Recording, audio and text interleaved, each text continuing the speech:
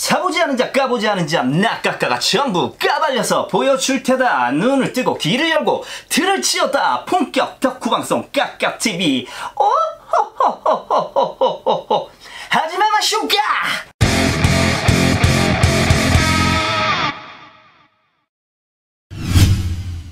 안녕하세요 까독자 여러분, 까고 까는 남자 까까로또입니다. 오늘 오랜만에 피규어 리뷰 진행할 거예요. 시작에 앞서서 구독자 찰리님께서 제가 일하는 매장에 찾아와 주셔서 선물을 주고 가셨어요. 지금 전국적으로 전염병 때문에 피규어 신제품 입고랑 발매도 사실 엄청 밀리고 있는 상황이거든요. 그 여파가 저희한테도 있는데 오늘 처음 소개할 제품은 아직 저희 매장에 입고조차 되지 않은 제품입니다. 요 근래 또 까독자 장치님이다 님께서 드래곤볼 GT 피규어 특집을 해달라고 댓글로 엄청 어필을 하셨는데 이걸로라도 일단 입가심을 해주세요. GT 피규어는 제가 조만간 모으고 또 모아서 원기옥으로 또 쏴드릴게요. 소개할게요. 드래곤볼 GT 풀 스크래치 슈퍼 사이어인 4 손오공 간단히 소개하면서 오늘 영상 스타트 하겠습니다.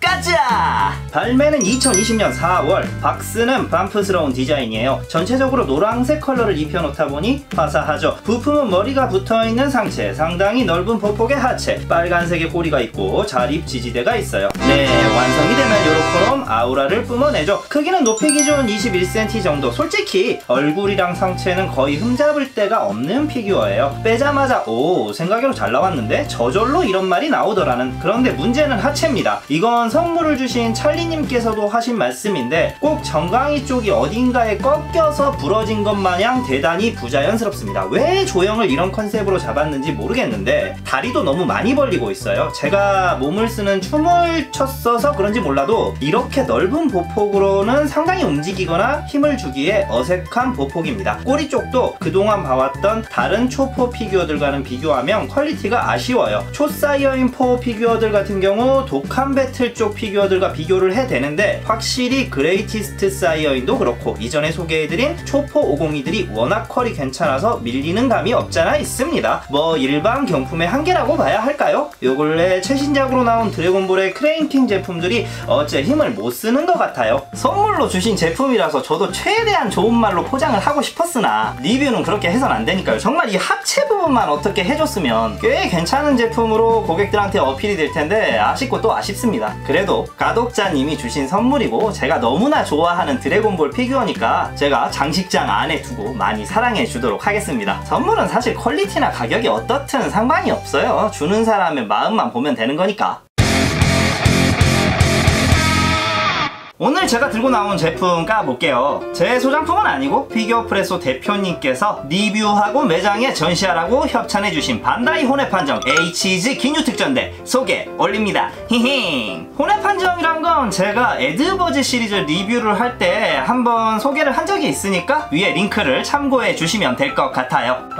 제 영상에서는 처음 소개하는 HG 시리즈인데요. 사실 이 라인은 나온 지가 상당히 오래된 제품입니다. 반다이가 혼합으로 고가 전략을 펼치면서 이 하나에 몇천원짜리 물건이었던 얘들이 지금 저희 샵 기준으로 세트 99,000원입니다. 비싸죠? 피규어 하나에 2만원이라고 봐야 할 것 같아요. 뭐 부품샷이랄 것도 없어요. 피규어 자체가 부품이고 각 제품마다 투명 베이스가 있습니다. 이제 버터 같은 경우 자세가 아찔해서 보조 지지 기둥이 또 있고요. 카우터 케이스가 있습니다. 자, 완성하면 이런 모습입니다. 대단히 작아요. 어느 정도인지 체감하시라고 최단신인 굴드부터 월콜과 비교를 해드리면 월콜보다도 작은 크기죠. 가장 큰 크기인 버터는 그랜디스타 5000크스랑도 이 정도 크기 모양이죠. 정확한 크기는 높이 기준으로 최단신 굴두는 약 4cm, 붉은 마그마 지스는 약 7.5cm, 대장인 기뉴는 수그리고 있어서 4.5cm 되시겠고요. 독특한 헤어스타일의 리쿰은 9cm, 자칭 우주 최고의 스피드 버터는 9.5cm 되시겠습니다. 스카우터 케이스도 1.8cm, 깜찍하죠? 기뉴부터 한번 볼게요. 제품이 워낙 작다 보니까 퀄리티 이야기를 하기에 무리수는 있지만 전 생각외로 잘 나온 것 같아요. 처음 만져보는 HG인데 매력이 있습니다. 굴두도 이 정도면 훌륭해요. 이 4cm 크기에다가 실 비율로 어떻게 이렇게 잘 담아냈는지 모르겠어요. 지스입니다. 붉은 피부색이랑 하얀 머리의 색감도 좋고요. 제 주관에는 꽤 괜찮고 작은데도 알찬 느낌이거든요. 근데 근래에 사실 같은 HG 버독 세트가 욕을 먹고 있어서 살짝 이해가 안 가는 생각의 선방이다. 리쿰을 봐보겠습니다. 보겠습니다. 사실 이거 보면서 제일 많이 생각나는 게 반프의 드라마틱 쇼케이스 같아요. 거의 축소판 같은 느낌? 마지막으로 버터는 이런 감성입니다. 뭐 더 자세히 여러 샷이랑 보여드리고 싶은데 워낙에 작은 상품이다 보니 카메라의 힘이 이미 한계를 돌파를 했어요. 마지막 샷을 보셔도 기뉴 혼자만 초점이 잘 안 맞춰져 있는데 이런 분위기입니다. 좋아요. 아주.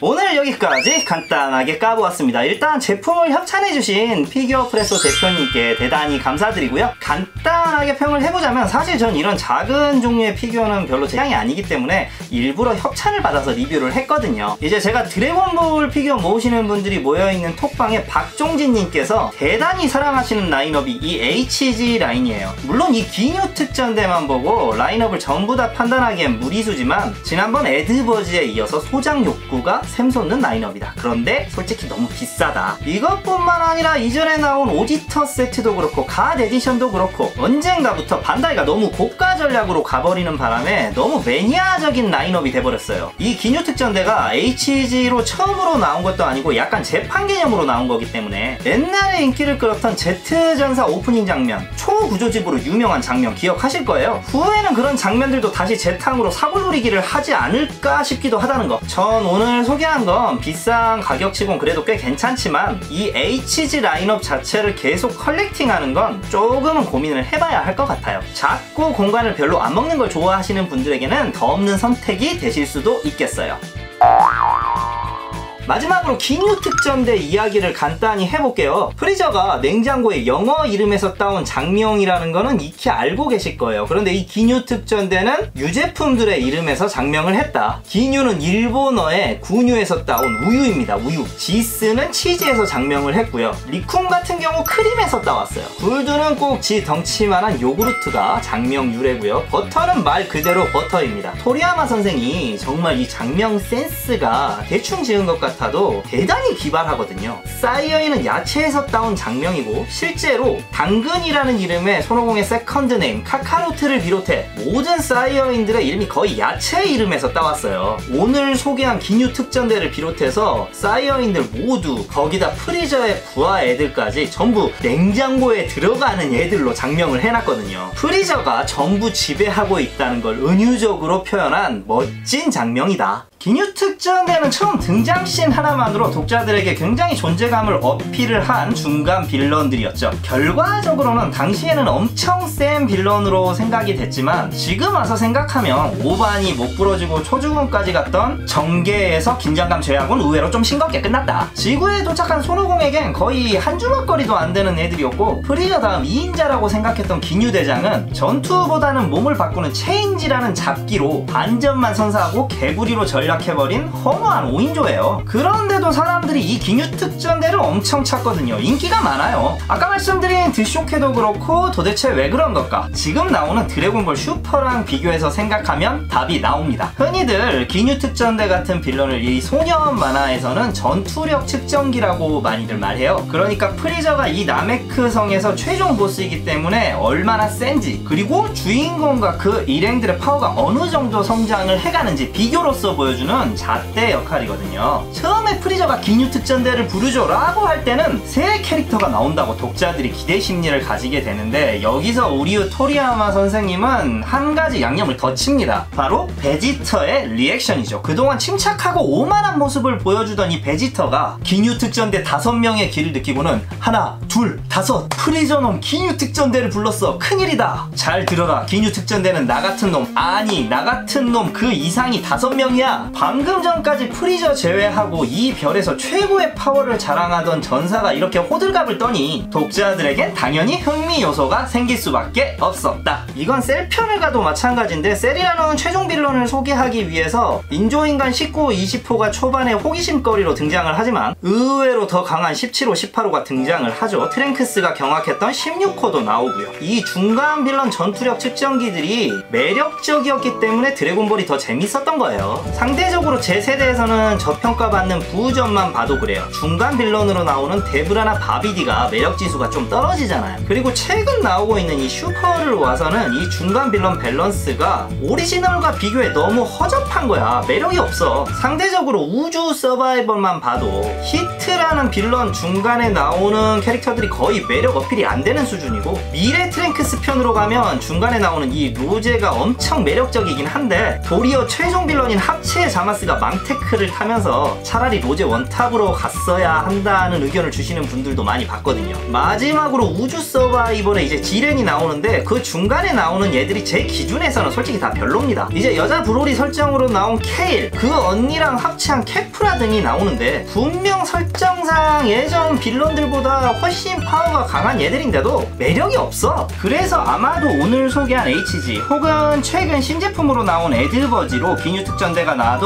사람들이 많이 찾는 이유가 매력적인 중간 빌런으로 사람들 기억 속에 자리를 하고 있기 때문이라고 생각해요. 다른 만화를 가도 마찬가지야. 바람의 검신만 봐도 시시오 마코토라는 최종 보스 이전에 10본도라는 매력적인 빌런들이 있잖아요. 분명 주인공이 작품은 이끌어가지만 결국 스토리라는 건 캐릭터와 캐릭터가 만나서 풀어가는 거기 때문에 중요하지 않은 캐릭터는 없다. 영화에서 감초조연들이 대중들에게 대단히 사랑받는 것과 같은 이치라고 생각하시면 될 것 같아요. 오늘 여기까지 할 거고요. 다음 시간에는 아마 까까가 알고 싶다 코너 진행하게 될 것 같습니다. 많이 날씨가 따뜻해졌는데 취미도 건강도 잘 챙기시길 바라며 까까는 물러가겠습니다. 또 만나요. 세상의 모든 드래곤볼과 피규어를 깔 때까지 저 까까의 여정은 계속됩니다. 저는 지금까지 까까 로또였습니다.